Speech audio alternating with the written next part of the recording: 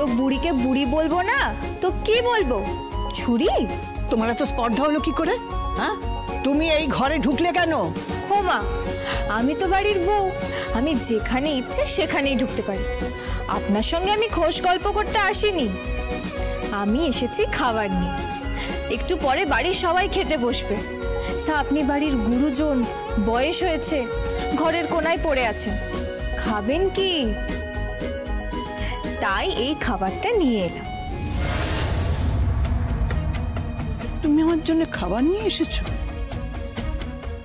আমি তোমাকে বাড়ি থেকে তাড়াতে চাইছি, তোমাকে এ বাড়ি থেকে দূর করতে চাইছি,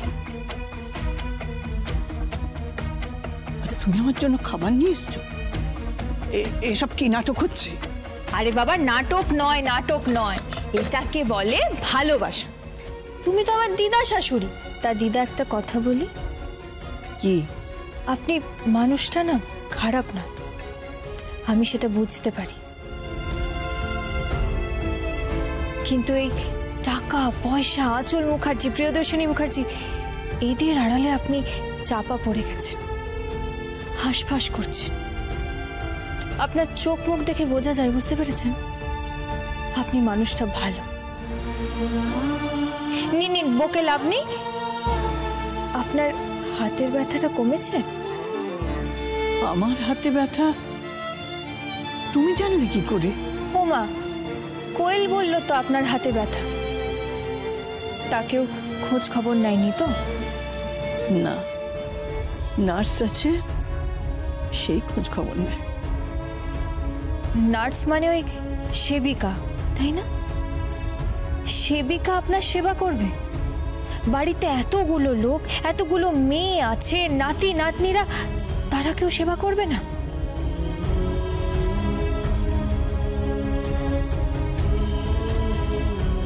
না। কি হলো? আপনাদের বাড়ির ভালো নিয়ম, হ্যাঁ, শরীর খারাপ হলে হাসপাতালে পাঠিয়ে দেবে, নয়তো সেবিকা এসে সেবা করবে। বাড়ির লোকের মধ্যে কোনো ভালোবাসা নেই, টান নেই। একটা বুড়ি ঘরের কোণে পড়ে থাকে, তাকে কেউ খেতে দেবে না? আমাদের এখানে এটাই নিয়ম। বাজে নিয়ম, একদম বাজে নিয়ম। কাছাকাছি থাকুন, দেখবেন ভালোবাসা বিনিময় হবে। নিন, খেয়ে নিন। আর এই দেখুন, আমি এই তেলটা নিয়ে এসেছি। কি তেল? অব্যর্থ তেল। দেখবেন হাতে মাখাবো, দেখবেন হাতের ব্যথাটা একদম কমে যাবে। শুধু বসে বসে শুধু কারিখানিক ওষুধ খায়। উফ বাবা বাবা। নিন, খেয়ে নিন। কি খাবার? খেয়ে দেখুন না আপনি, মুখে একবার খেয়ে দেখুন। বিষ খাওয়াচ্ছি না বুড়ি। উফ, নিন, খেয়ে নিন। ভেবেছিলাম একদম চটকে চটকে খাইয়ে দেবো, আমার মা যেমন খাওয়াতো, কিন্তু আপনি তো আবার ওই চটকানো খাবার খান না। কি দিয়ে খান জানো? এই স্পুন, ওই চামচ দিয়ে খান তো। যাই হোক, খেয়ে নিন।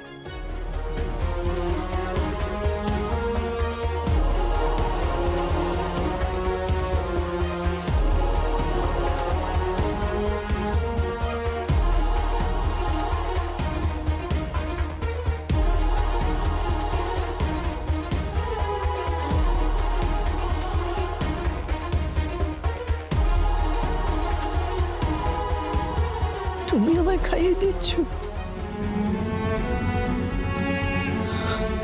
আমার মেয়ে খোঁজ নেয় না? আমার নাতি পর্যন্ত কেউ খোঁজ নেয় না? তুমি তুমি আমায় খাইয়ে দিচ্ছ? তুমি এসেছো যাকে আমি বাড়ি থেকে তাড়াতে চাইছি। অত সহজে যাচ্ছি না বুড়ি। একবার যখন বাড়িতে ঢুকেছি, তোর নাতিকে বিয়ে করে যখন এই বাড়িতে ঢুকেছি, হাড় মাস জ্বালিয়েই যাব। নে নে, জ্বালাস নে তো আমাকে, আর খেয়ে নে। এনে একটা থাপ্পড় দেব। তুই আমাকে তুই দোকানে করছিস? ও মা, তাতে কি? আপন লাগে তো। নে নে, খেয়ে নে, তারপরে হাতে মালিশ করে দেবো, তারপরে চাপতে জড়িয়ে দেবো। দেখবি সব ঠিক হয়ে যাবে। মন ভালো হয়ে যাবে। নে নে নে, খেয়ে নে খেয়ে নে।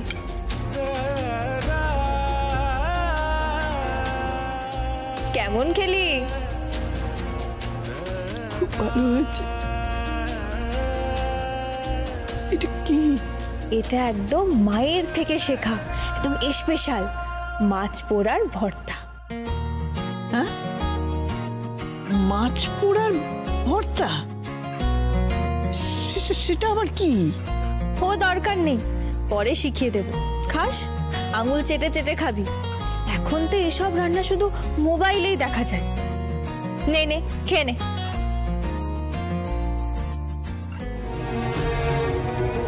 কাঁদছিস কেন? তুই আমাকে খাওয়াতে এসেছি, আমরা তোকে এত আজে বাজে কথা বলেছি। নয় দুটো বাজে কথা বলেছিস, তাতে কি হয়েছে? আপন লোক তো। নে নে নে, খেয়ে নে, এনে খেয়ে নে।